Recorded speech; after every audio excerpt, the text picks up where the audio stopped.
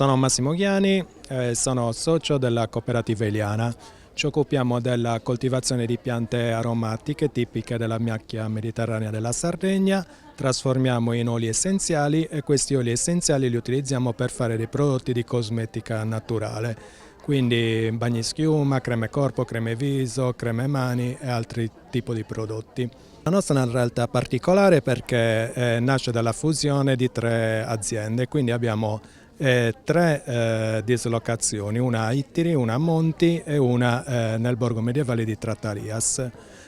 Quindi i laboratori facciamo la parte di coltivazione su tra Ittiri e Monti, la distillazione degli oli essenziali nell'impianto di Monti e poi i cosmetici naturali, una parte nel laboratorio di Trattarias nel borgo medievale, una parte a Torre delle Stelle per quello che riguarda la parte di creme, bagni schiuma e oli da massaggio. I nostri rivenditori sono distribuiti in tutta la Sardegna,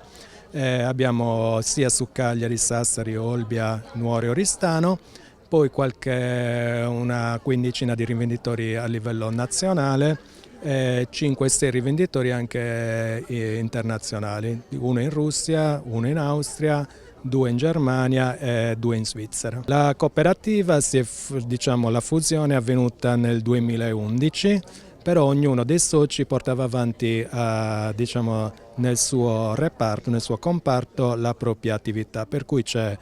Gianluigi specializzato nella coltivazione, Giacomina nella distillazione degli oli essenziali e io nella parte proprio della produzione del cosmetico.